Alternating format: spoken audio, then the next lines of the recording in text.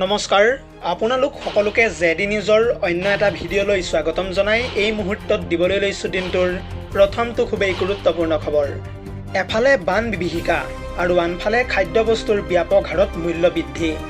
প্ৰতি দুদিনৰ পিছত অনিয়ন্ত্ৰিতভাৱে বাঢ়িছে এতিয়া মূল্য। কোনো খবৰ নাই বিভাগৰ, নিজ ইচ্ছামতে ব্যৱসায়ীসকলে বঢ়াইছে এতিয়া দাম।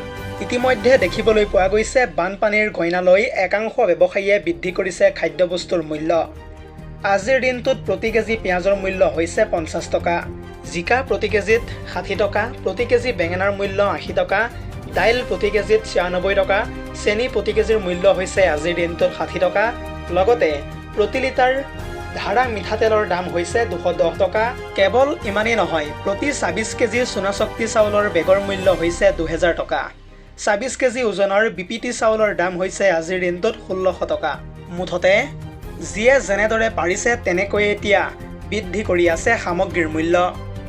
আজিৰ আমাৰ পৰৱৰ্তী খবৰটো হৈছে চৰকাৰে যেনেকৈ হওক মুঠতে বানাক্ৰান্ত জনতাক উপযুক্ত ক্ষতিপূৰণ দিবই লাগিব। উপযুক্ত ক্ষতিপূৰণ নোপোৱা পৰ্যন্ত কোনো কাৰণতে ক্ষান্ত নাথাকে বিধায়ক অখিল গগৈ। প্ৰয়োজন হ'লে হ'ব ব্যাপক প্ৰতিবাদ তথা আন্দোলন, আৰু এই আন্দোলনৰ নেতৃত্ব ল'বলৈ সাজু অখিল গগৈ। কেৱল ইমানেই নহয়, ইয়াৰ লগতে এইবাৰ বিধায়ক পদ পৰ্যন্ত এৰিবলৈকো সম্পূৰ্ণৰূপে সাজু হৈছে অখিল গগৈ। আজিৰ আমাৰ পৰৱৰ্তী খবৰটো হৈছে নাগালেণ্ডত অবৈধ কয়লা খনন হোৱাৰ বাবেই অসমত হৈছে মহাপ্ৰলয়। যিহেতু এইবাৰ চৰম ভাবুকি আহিছে তিনিচুকীয়া আৰু ডিব্ৰুগড় জিলালৈ, কাৰণ টিপং, লালপাহাৰ, বোমগৰা, টিকক, কলয়ৰিত হৈ আছে কয়লাৰ অবৈধ খনন। নাগালেণ্ডৰ অবৈধ খননৰ পিছত উজনিৰ শিৱসাগৰ, চৰাইদেউ, যোৰহাট আৰু গোলাঘাটত যি মহাপ্ৰলয়ৰ সূচনা হৈছিল সেয়া ইতিমধ্যে সমগ্ৰ বিশ্বই দেখা পালে। নাগালেণ্ডৰ পাহাৰত কয়লা খান্দি পাহাৰ ধ্বংস কৰাৰ বাবে নগা পাহাৰে প্ৰাকৃতিক ভাৰসাম্য হেৰুৱাই পেলোৱাত এক ভয়ংকৰ পৰিস্থিতিৰ সৃষ্টি হৈছে ইতিমধ্যে উজনি অসমত। আৰু শিৱসাগৰ, নাজিৰাৰ দৰে যিকোনো মুহূৰ্তত নিঃশেষ হৈ পৰিব পাৰে তিনিচুকীয়া আৰু ডিব্ৰুগড় জিলা, কিয়নো নাগালেণ্ডৰ দৰেই তিনিচুকীয়া জিলাৰ টিপং, লালপাহাৰ, বোমগৰা, টিকক, কলয়ৰিত হৈ আছে কয়লাৰ অবৈধ খনন। আৰু মহাপ্ৰলয়ৰ সংকটে যিকোনো মুহূৰ্তত ধ্বংস কৰিব পাৰে লিডু, জাগুন, মাৰ্ঘেৰিটা, ডিগবৈ, তিনিচুকীয়া, মাকুম আৰু ডুমডুমাৰ বিভিন্ন অঞ্চল। আজিৰ আমাৰ পৰৱৰ্তী খবৰটো হৈছে এইবাৰ নগাঁও লোকসভা সমষ্টি লাগে কংগ্ৰেছক। AIDFৰ বুকুচাত উঠি নগাঁও দখলৰ সপোন দেখিছে কংগ্ৰেছে। আহি থকা উপ নিৰ্বাচনত তৃণমূল কংগ্ৰেছৰো সহায় লাগে বোলে কংগ্ৰেছক। নিৰ্বাচন আয়োগে নিৰ্বাচনৰ দিন ঘোষণা কৰা নাই যদিও নগাঁও লোকসভা সমষ্টি দখলৰ বাবে তৎপৰতা বৃদ্ধি পাইছে শাসকীয় বিজেপি আৰু বিৰোধী দলসমূহৰ মাজত। আৰু তাৰ বিপৰীতে বিজেপিৰ সমান্তৰালকৈ কংগ্ৰেছেও নগাঁৱৰ সংসদীয় সমষ্টিত ব্যাপক হাৰত সাংগঠনিক তৎপৰতা চলাই আছে। কেইটিমান মুহূৰ্ত পূৰ্বে সংবাদমেল সম্বোধন কৰি এই কথা ইতিমধ্যে স্পষ্ট কৰিছে জ্যেষ্ঠ কংগ্ৰেছ নেতা ৰিপুণ বৰাই। আৰু এই সন্দৰ্ভত ৰিপুণ বৰাই স্পষ্ট ৰূপত কৈ দিছে যে জিলা সমিতি আৰু বুথ পৰ্যায়ত ধাৰাবাহিকভাৱে চলিছে সাংগঠনিক বৈঠক। আৰু তাৰ বিপৰীতে প্ৰাক্তন সাংসদ প্ৰদ্যুৎ বৰদলৈয়েও কংগ্ৰেছ দল ত্যাগ কৰাৰ পূৰ্বেই কংগ্ৰেছৰ দখলত থকা নগাঁও লোকসভা সমষ্টিৰ উপ নিৰ্বাচনত নিজৰ পাৰ্টি জয়ী কৰোৱাৰ বাবে সকলো প্ৰকাৰেই ইতিমধ্যে চেষ্টা অব্যাহত ৰাখিছে। দৰ্শকসকল, আৰু বহুতো গুৰুত্বপূৰ্ণ খবৰ আছে। যদিহে আপুনি এতিয়ালৈকে এই ভিডিঅ'টোত লাইক কৰা নাই তেন্তে এতিয়াই লাইক কৰি দিয়ক। আৰু এনেধৰণৰ খবৰসমূহ সদায় পাই থাকিবৰ কাৰণে চেনেলটো ছাবস্ক্ৰাইব কৰি কাষতে থকা বেল আইকনটো প্ৰেছ কৰি ৰাখিব। আজিৰ আমাৰ পৰৱৰ্তী খবৰটো হৈছে আন এটা অত্যন্ত গুৰুত্বপূৰ্ণ খবৰ, কিয়নো শিৱসাগৰত যদিহে পুনৰ কয়লা আৰু শিলভৰ্তি গাড়ী পাৰ হ'ব বিচাৰে তেন্তে সেইসমূহ গাড়ী ডেড বডিৰ ওপৰেৰেহে পাৰ হ'ব লাগিব। এয়া মন্তব্য কৰিছে কেইটিমান মুহূৰ্ত পূৰ্বে শৃংখল চলিহাই। শৃংখল চলিহাই ইয়াৰ উপৰিও কয় যে শিৱসাগৰৰ মাজেৰে পাৰ হ'ব নোৱাৰিব কয়লা আৰু শিলভৰ্তি বাহন, আৰু যদিহে তেনে গাড়ীসমূহ শিৱসাগৰেৰে পাৰ হ'ব বিচাৰে তেন্তে মৃতদেহৰ ওপৰেৰেহে যাব পাৰিব। শিল আৰু কয়লা মাফিয়াৰ ওপৰত এইদৰে এতিয়া গৰজি উঠিছে শৃংখল চলিহা। ইয়াৰ উপৰিও কয়লা আৰু শিল মাফিয়াৰ বিৰুদ্ধে এক প্ৰকাৰ সংগ্ৰাম ঘোষণা কৰিছে এতিয়া বীৰ লাচিত সেনাৰ নেতা শৃংখল চলিহাই। মানুহ মৰাক লৈ শিল মাফিয়া, কয়লা মাফিয়াৰ কিঞ্চিত মানুহ খবৰ নাই। এইবাৰ শিৱসাগৰক উদ্ধাৰ কৰিব নোৱাৰিলে মৃত্যুৱেই শ্ৰেষ্ঠ। লগতে শিৱসাগৰৰ এই যুঁজখন কেতিয়াও চৰকাৰে জয়ী হ'ব নোৱাৰে, যিহেতু 20,000 কোটি টকাৰ ক্ষয়ক্ষতি হৈছে এইবাৰ শিৱসাগৰত।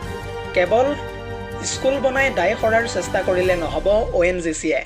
ইয়াৰ উপৰিও 5,000 কোটি টকাৰ অনুদান দিব লাগিব ONGCয়ে। অসম অৰুণাচলৰ মানুহে সহায় নকৰাহেঁতেন হয়তো আজি 10,000 মান মানুহ মৰিলেহেঁতেন। শিল আৰু কয়লা মাফিয়াৰ ওপৰত এনেদৰে এতিয়া গৰজি উঠিছে শৃংখল চলিহা। আজিৰ আমাৰ পৰৱৰ্তী খবৰটো হৈছে ৰাজ্যত বানে তাণ্ডৱ চলাই থকাৰ মাজতেই এইবাৰ চকুৰালীয়ে সংঘটিত কৰিলে এক ভয়ংকৰ কাণ্ড। কাৰণ 4জনীয়া এটা দলৰ লগত চকুৰালী গৈ গৰু চুৰি কৰিবলৈ লওঁতেই আৰক্ষীয়ে হাতেলোতে ধৰে চকুৰালীক। আৰু এই সন্দৰ্ভত সবিশেষ তথ্য চাওঁ আহক।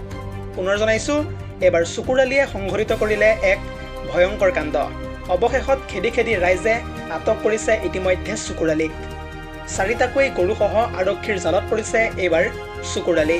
সকলোৰে পৰিচিত চকুৰালীয়ে এইবাৰ গৰু চুৰি কৰিবলৈ গৈ ৰাইজৰ ৰোষত পৰিছে। জানিব পৰা মতে প্ৰথমাৱস্থাত চকুৰালীসহ 5জনীয়া এটা চোৰৰ দলে চলাইছিল সন্ত্ৰাস। জানিব পৰা মতে বন্দীহানাৰ জৰ্ণাৰচৰৰ জাহান আলীৰ গোহালিৰ পৰা গৰু চুৰি কৰিবলৈ গৈছিল 4জনীয়া এটা চোৰৰ দল। ইয়াৰ পূৰ্বেও বহুদিনৰ পৰাই চৰ-চাপৰিৰ বিভিন্ন প্ৰান্তত গৰু চুৰি কৰি আছিল চকুৰালীয়ে। তথ্য অনুসৰি সেই চোৰৰ দলটোত আছিল চকুৰালী, বাছেৰ আলী, চিৰাজুল হক আৰু আব্দুল বাতিন। পৰৱৰ্তী সময়ত 4টাকৈ গোধনসহ ভেলেংগামাৰীৰ ৰাইজে আটক কৰিছে ইতিমধ্যে চকুৰক। আৰু ততাতৈয়াকৈ আৰক্ষীৰ দল সেই ঠাইত উপস্থিত হৈ গৰুসহ চকুৰালীক গ্ৰেপ্তাৰ কৰিছে বুলি জানিব পৰা গৈছে। আজিৰ আমাৰ পৰৱৰ্তী খবৰটো হৈছে আন এটা অত্যন্ত গুৰুত্বপূৰ্ণ খবৰ, কিয়নো এইবাৰ মুখ্যমন্ত্ৰীৰ ঘৰ ঘেৰাও কৰিছে বিজেপিৰ খুদ হাজাৰ হাজাৰ কাৰ্যকৰ্তাই। আৰু তাৰ পাছতে ইতিমধ্যে আৰক্ষীয়ে গ্ৰেপ্তাৰ কৰিছে বিজেপিৰ ৰাজ্যিক সভাপতিসহ কাৰ্যকৰ্তাক। আৰু এই সন্দৰ্ভত সবিশেষ জনাম ফুল স্ক্ৰীনৰ জৰিয়তে। পুনৰ জনাইছোঁ, মুখ্যমন্ত্ৰীৰ পদত্যাগৰ দাবীৰে এইবাৰ মুখ্যমন্ত্ৰীৰ ঘৰ ঘেৰাও কৰিছে খুদ বিজেপিয়ে। বিজেপিৰ হাজাৰ হাজাৰ কাৰ্যকৰ্তাই ইতিমধ্যে সাব্যস্ত কৰিছে প্ৰতিবাদ। আৰু সেই প্ৰতিবাদৰ মাজতে আৰক্ষীয়ে গ্ৰেপ্তাৰ কৰিলে ৰাজ্যিক বিজেপিৰ সভাপতিসহ বিজেপিৰ কাৰ্যকৰ্তাক। মুখ্যমন্ত্ৰীৰ পদত্যাগৰ দাবীৰে ইতিমধ্যে ঝাৰখণ্ডত সৃষ্টি হৈছে উত্তপ্ত পৰিস্থিতি। মুখ্যমন্ত্ৰী হেমন্ত সোৰেনৰ বিৰুদ্ধে উত্তাল প্ৰতিবাদ কাৰ্যসূচী ৰূপায়ণ কৰিছে বিজেপিৰ কাৰ্যকৰ্তাই। JPSCৰ কেলেংকাৰীক লৈ ৰাজপথলৈ ইতিমধ্যে ওলাই আহিছে বিজেপিৰ হাজাৰ হাজাৰ কাৰ্যকৰ্তা। আৰু বৰ্তমান সময়ত সেই ঠাইৰ পৰিস্থিতি কিছু খাম কাটিছে বুলিও জানিব পৰা গৈছে। আজিৰ আমাৰ পৰৱৰ্তী খবৰটো হৈছে আন এটা অত্যন্ত গুৰুত্বপূৰ্ণ খবৰ, কিয়নো বিশুদ্ধ পেট্ৰলক লৈ এইবাৰ বিস্ফোৰক মন্তব্য কৰিছে খুদ বিজেপিৰ সাংসদে। আৰু এই সন্দৰ্ভত বিজেপিৰ সাংসদগৰাকীয়ে কি কৈছে সবিশেষ তথ্য চাওঁ আহক। পুনৰ জনাইছোঁ, E20ক লৈ ব্যস্ত থকা কেন্দ্ৰৰ মিথ্যাচাৰ এইবাৰ উদঙাইছে খুদ বিজেপিৰ সাংসদে। ভাৰতবৰ্ষত অস্তিত্বই নাই হেনো বিশুদ্ধ পেট্ৰলৰ। E20 পেট্ৰলক বিৰোধিতা কৰাসকলক প্ৰত্যুত্তৰ দিবলৈ গৈ প্ৰকৃত তথ্য উদঙাইছে এইবাৰ বিজেপিৰ সাংসদ জনাৰ্দন মিশ্ৰই। জনাৰ্দন মিশ্ৰই ইতিমধ্যে স্পষ্ট ৰূপত কৈ দিছে যে ইথানলে নহয়, বিশুদ্ধ পেট্ৰলেহে কাম দিব। ইয়াৰ লগতে বিশুদ্ধ পেট্ৰল আপোনালোকৰ পিতৃৰ ঘৰৰ পৰা আহিব নেকি বুলিও এক প্ৰকাৰ ডাঙৰ মন্তব্য কৰিছে। ইয়াৰ লগতে যদি দেশত বিশুদ্ধ পেট্ৰলৰ অস্তিত্বই নাই, তেন্তে ক'ৰ পৰা আহিব বিশুদ্ধ পেট্ৰল? বিজেপিৰ সাংসদগৰাকীৰ এই মন্তব্যক লৈ সমগ্ৰ দেশজুৰি সৃষ্টি হৈছে ইতিমধ্যে তীব্ৰ বিতৰ্কৰ। চৰকাৰৰ বিৰুদ্ধে বিশুদ্ধ পেট্ৰল নথকাৰ বাবে জোৰকৈ দেশজুৰি ইথানল প্ৰৱৰ্তন কৰা অভিযোগো উত্থাপন কৰিছে জনাৰ্দন মিশ্ৰই। News desk report, ZD news.